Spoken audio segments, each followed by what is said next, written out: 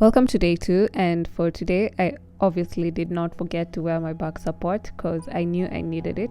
And I know yesterday I said I didn't like working on the tiniest cake, but doing ganache on the 4-inch cake, it was my favorite one, and I think they will definitely be my favorite cakes to ganache from here on. And I mentioned that I made a 1:1 ratio of ganache, but I didn't say how much ganache I used.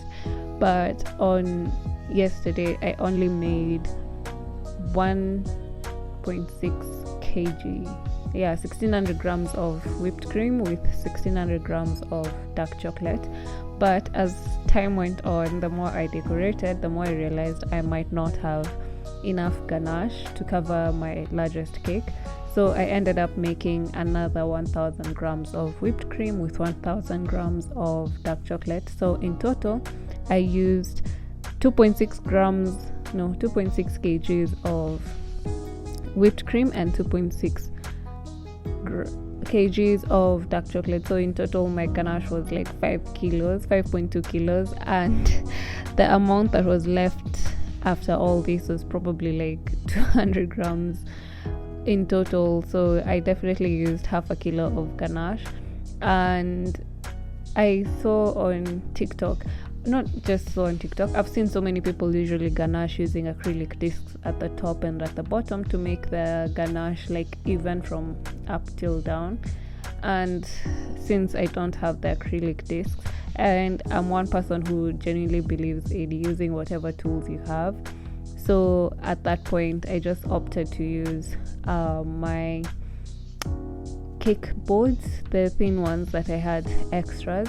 I just wrapped them with cling film, and then I just put them on the top after I put some ganache. And then I would try and see using my cake scraper if they are equidistant, like the where the board is at the top and at the bottom is level, so that I don't have too much cream on one end or the other like bulging out.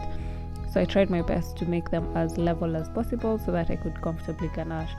And I don't know if it's just cause I decided to do this, but me wrapping the cake with cling film prior also helped with the ganache I think the buttercream, the condensation or something like that did not get into the ganache because it was on the whipped cream. So I felt myself that it was much easier to ganache using this method than my older method of crumb coating the whole cake and then adding ganache. So now for sure I will definitely be using this method for my cakes. And I know I did thin boards for leveling my cakes like while doing ganache, but for the 10-inch I didn't have an extra thin board, so I used a thicker board, and it was much easier to remove. As you can see for this one, I didn't peel off my ganache as I did when I made the other cakes. So I just decided from then on I'll just be using the thick boards, because I always have thick boards around, whether they're for use or they are what I use to like do the cutting or putting cakes in the fridge. So I'll definitely just be using the thicker boards from here on. And I don't know if I've mentioned, I didn't forget to wear my back support on this day, but I was still struggling a little bit, but not as horribly as I would if I hadn't been wearing it. Then once the cakes were set, I just dipped my cake palette knife in hot water and then just trimmed off the top of the ganache, then wrapped the cakes in cling film. I do this nowadays because I saw on a video on Instagram or TikTok that showed to wrap the cakes with cling film, the ganache with cling film, so that when you refrigerate the cake, the condensation gets on. Once you take the cake out to put fondant, the condensation is on the cling film and not on the cake itself.